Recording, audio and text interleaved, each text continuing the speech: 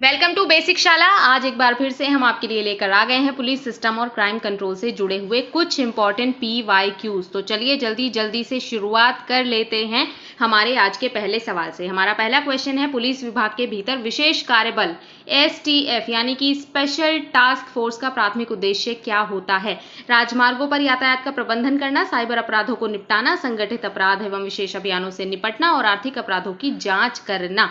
तो देखिए, अगर हम क्वेश्चन को ध्यान से पढ़ें, विशेष कार्य बल, यहां विशेष आ रहा है और नीचे दिए गए ऑप्शंस में से यहां विशेष आ रहा है, यानी कि स्पेशल टास्क फोर्स है, तो ये जरूर से विशेष अभियानों, स्पेशल अभियानों से निपटने के लिए बनाई गई है। इस तरह से ऑप्शन सी हमारा करेक्ट आंसर हो जाएगा। नेक्स्ट क्वेश्चन है, भारतीय पुलिस सेवा में सर्वोच्च रैंकिंग वाला पुलिस अधिकारी कौन होता है? ये पुलिस सर्विस की हायरार्की से जुड़ा हुआ सवाल है। आपको बताना है कि टॉप पर कौन सा पुलिस अधिकारी दिए गए ऑप्शंस में से आएगा। अतिरिक्त पुलिस महानिदेशक, वरिष्ठ पुलिस अधीक्षक, पुलिस महानिदेशक या फिर पुलिस महानिरीक्षक। वेरी नाइस, ऑप्शन सी हमारा करेक्ट आंसर हो जाएगा। DGP, director general of police, यानी कि पुलिस महानिदेशक यहाँ पर सर्वोच्च रैंकिंग वाला पुलिस अधिकारी हो जाएगा। नेक्स्ट क्वेश्चन है, दीपावली त्योहार पर पटाखे जलाने पर दो समुदायों के बीच टकराव हो जाता है, जिससे मारपीट और पथराव शुरू हो गया है। इस स्थिति में as a cop, as a police officer आप क्या करेंगे? अराजक तत्वों को हिरासत में लेकर उनके विरुद्ध कानूनी कार्यवाही कर शांति स्थापित करना चाहेंगे। स्थिति की गंभीरता को देखते हुए पुलिस फोर्स बुलाना चाहेंगे, पुलिस को पटाखे बेचने वाले को हिरासत में लेना चाहिए, या फिर पुलिस को दोनों पक्षों में समझौता कराने का प्रयास कराना चाहिए।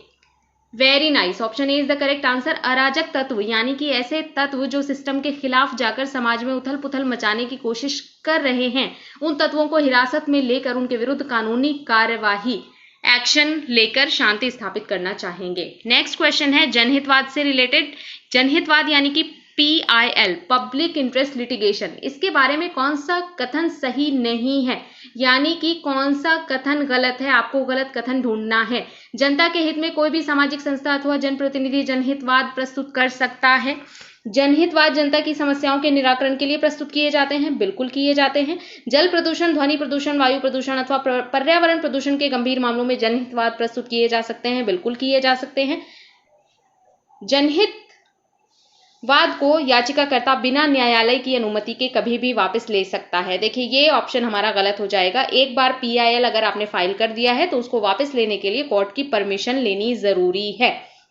इस तरह से ऑप्शन D हमारा करेक्ट आंसर हो जाएगा, यानी कि ये PIL के संबंध में सही नहीं है। बढ़ जाते हैं नेक्स्ट क्वेश्चन पर। आप रात में गश्त लगा रहे हैं यानी पेट्रोलिंग कर रहे हैं, आपको अकेली महिला सड़क के किनारे खड़ी दिखाई देती है। उस महिला को लेकर आपका क्या रिस्पॉन्स, क्या प्रतिक्रिया होगी? उस महिला की तरफ ध्यान न देकर आगे बढ़ जाएंगे, उस महिला को सार्वजनिक स्थान पर जाने के लिए कहेंगे, उस महिला से सख्ती से पूछताछ करेंगे कि वे रात में अकेली क्यों खड़ी है, या उस महिला से पूछेंगे कि क्या उसे किसी मदद की जरूरत है ताकि वह गंतव्य तक सुरक्षित पहुंच सके। देखिए, अगर आप गश्त लगा रहे हैं, आपको पेट्रोलिंग की ड्यूटी लगी हुई है, तो ऐसा नहीं है कि आपको 112 इसलिए मिला है कि आप गाड़ी उठाएं और लॉन्ग ड्राइव पे निकल जाएं। नहीं, ड्यूटी ये नहीं है कि आपको सड़कों के ऐसे चक्कर लगाने हैं, राउंड लगाने हैं। ड्यूटी ये है कि आपको पेट्रोलिंग के दौरान अगर कोई भी ऐसा शख्स या व्यक्ति दिखाई देता है जिसको आपके हेल्प की जरूरत है, तो आप रुककर उसको हेल्प करेंगे। ये पेट्रोलिंग में आपका मेन ऑब्जेक्टिव है। तो इस तरह से आप ऐसा भी नहीं करेंगे उससे इग्नोर करके अपनी लॉन्ग ड्राइव पे निकल गए। आप उसको, आपकी ड्यूटी ये भी नहीं है कि आप उसको समझा दें कि भाई ये तो सुनसान जगह है, जाके किसी मार्केट में खड़ी हो जाओ, या फिर जाके किसी भीड़ भाड़ वाले स्थान पर सेफली खड़े हो जाओ। ऐसा भी हम उसको नहीं बोलेंगे। उस महिला से सख्ती से पूछताछ करेंगे कि वो रात में अकेली क्यों है। ये तो सीधे सीधे हम उसकी पर्सनल लाइफ में पोक करना चाह रहे हैं कि भाई अकेली क्यों खड़ी हो, क्या पहना हुआ है, ये क्यों खा रही हो, ऐसे क्यों खड़ी हो, किसके साथ। ये सारे क्वेश्चंस उसकी पर्सनल लाइफ में पोक करने वाले हो गए, और एज अ पुलिस ऑफिसर हम ये नहीं कर सकते हैं। तो इस तरह से ऑप्शन डी हमारा करेक्ट आंसर हो जाएगा कि हम उस महिला से पूछेंगे कि क्या उसे किसी हेल्प की जरूरत है, और फिर उसे उसके डेस्टिनेशन तक पहुंचाने में मदद करेंगे। नेक्स्ट क्वेश्चन है, एक अल्पसंख्यक समुदाय यानी कि माइनॉरिटी के सदस्यों के खिलाफ हिंसक और अन्य अत्याचार की सूचना मिलती है, आप क्या करेंगे? बातचीत के माध्यम से सूचना देने वाले से बात करेंगे और समस्या का समाधान ढूंढने का प्रयास करेंगे, शिकायत को गंभीरता से लेंगे और तत्काल कार्यवाही के आदेश देंगे, संघर्ष के पूर्वानुमान और उसके कारणों की समीक्षा कर उचित कार्यवाही करने हेतु निर्देश देंगे, या फिर सूचना को पूर्णतया नजरअंदाज कर देंगे। माइनॉरिटी के खिलाफ हिंसा की आपके पास कुछ सूचनाएं हैं तो आप उन सूचनाओं को क्या इग्नोर करेंगे? इग्नोर तो नहीं करेंगे, उन्हें गंभीरता से लेंगे और तत्काल कार्यवाही के सीधे आदेश दे देंगे। देखिए ऐसा नहीं होता है ना, आप पहले जांचेंगे कि क्या वो सूचना सही भी है, तो तत्काल कार्यवाही के आदेश तो नहीं देंगे हम बिना कोई तहकीकात किए। बातचीत के माध्यम से सूचना देने वाले से बात करेंगे और समाधान ढूंढने का प्रयास करेंगे। ये भी ठीक मोस्ट पर अप्रोप्रिएट तो नहीं है। हम संघर्ष के पूर्वानुमान और उसके कारणों की समीक्षा कर उचित कार्यवाही करने हेतु निर्देश देंगे। अगर कोई अपराधी आपको जान से मारने की धमकी देता है, आपके बच्चों को उठा ले जाने की धमकी देता है, ऐसी स्थिति में आप क्या करेंगे? ये सिचुएशन हमारी बॉलीवुड मूवी से ही आ गई है। आप देखते ही होंगे कि अगर कोई पुलिस ऑफिसर, हमारा जो हीरो है, वो किसी केस पर लगा हुआ है, उसने अपना सब कुछ लगा दिया है, इमोशंस, करियर, सारा का सारा एक केस पर लगा दिया है उसने, तो फिर जो हमारा विलेन होता है वो क्या धमकी देता है कि देख लो, या तो इस केस से अपने हाथ पीछे खींच लो या फिर तुम्हारी फैमिली में इन्हें किडनैप कर लेंगे, इन्हें जान से मार देंगे। ये सारी धमकियां दी जाती हैं और कई बार तो फैमिली को किडनैप भी कर लिया जाता है। तो ऐसी सिचुएशन में आप क्या करेंगे? उसकी शिकायत अपने उच्च अधिकारियों से करेंगे, आप उसकी धमकी से डर जाएंगे और वो जो कहेगा उसे करेंगे। आप बिना डरे, जान की परवाह किए बिना उसके विरुद्ध कड़ी कार्यवाही करेंगे या फिर अपनी सुरक्षा के लिए तत्काल ज्यादा से ज्यादा पुलिस फोर्स अपने घर के आसपास लगा देंगे। तो देखिए यहाँ हमारा सीधा सा आंसर वही होगा जो हमारे सिंघम भैया करते हैं जी। हम बिना डरे, जान की परवाह किए बिना उनके विरुद्ध कड़ी कार्यवाही करेंगे, बिल्कुल अपने सिंघम भैया की तरह। चलिए नेक्स्ट है, एक मेले की भीड़ में एक 5 वर्ष का बालक अपने माता पिता से बिछड़ गया है और रो रहा है। ऐसी स्थिति में ड्यूटी पर तैनात पुलिसकर्मी को क्या करना चाहिए? देखिए मेले में हम सभी जाते हैं और कई बार हमें वहां पर ऐसी अनाउंसमेंट सुनने को मिलती हैं कि ये बच्चा ये पहना हुआ है, इस एज का है, ये पहचान है, इसके पेरेंट्स अगर कहीं हो तो इसको यहाँ से आके रख के ले जाएं। तो ये मेले वाली सिचुएशन हर नुमाइश में, हर मेले में हम देखते ही रहते हैं, तो उसी के अकॉर्डिंग हम अपना ऑप्शन चूज करेंगे। आप मेला संचालन केंद्र पर जाकर लाउड स्पीकर से आवाज लगाएंगे और बालक से प्यार से बात करके उसका पता जानने का प्रयास करने की कोशिश करेंगे, क्योंकि जाहिर सी बात है कि अगर बच्चा खो गया है, गुम हो गया है, माता पिता से अलग हो गया है, तो उसकी सिचुएशन थोड़ी सी वो पैनिक कर जाएगा और थोड़ी सी उसको टेंशन होगी। हो सकता है कि रो भी रहा हो सकता है कि अनजान इंसानों से बात करने में डर भी रहा हो, आपको कुछ बताने के लिए तैयार भी ना हो। तो पहले तो आप जाएंगे, लाउड स्पीकर पे अनाउंसमेंट कर देंगे कि ये बच्चा है, जिसका भी है आकर ले जाएं। फिर उस बच्चे से प्यार से बात करने की कोशिश करेंगे, उससे ज्यादा इंफॉर्मेशन, उसके फादर का नाम, उसका फादर का प्रोफेशन, उसका घर का एड्रेस, अगर वो बताने की स्थिति में है तो, और अगर नहीं है तो उसे उस स्थिति में लाने का प्रयास करेंगे जिससे कि वो ज्यादा से ज्यादा जानकारी अपने बारे में दे सके। तो पहला ही ऑप्शन हमें पढ़ के समझ आ जाता है, लेकिन देख लेते हैं कि बाकी ऑप्शंस क्या हैं। बालक को गिरफ्तार करके किशोर गृह भेज देना चाहिए। अरे भाई ये क्या बात हुई, 5 साल का छोटा सा बच्चा है, खो गया है, उसको हम अरेस्ट क्यों करेंगे? बालक को प्यार से गोद में उठाना चाहिए और चुप करवाना चाहिए। गुमशुदगी की कोई रिपोर्ट तो नहीं की गई है, उसका पता लगाना चाहिए। ये बहुत टाइम कंज्यूमिंग प्रोसेस हो जाएगा, इस पर भी नहीं जाएंगे। प्यार से गोद में उठा के चुप कराएंगे, लेकिन हमें इससे ज्यादा जरूरी यह है कि हम लाउड स्पीकर पर अनाउंसमेंट कर दें कि इसको यहाँ से जिसका भी बच्चा है वो ले जाएं। इस तरह से ऑप्शन ए हमारा करेक्ट आंसर हो जाएगा। आपको एक गुमशुदा बच्चे की तलाश का मामला सौंपा गया है। इस मामले को सुलझाने हेतु आप क्या कदम उठाएंगे? मामले पर अधिक ध्यान नहीं देंगे बल्कि सामान्य रूप से ठंडे बस्ते में रख देंगे। बच्चे के माता पिता को दोषी बताएंगे और उनसे लापरवाही के बारे में बातचीत करेंगे।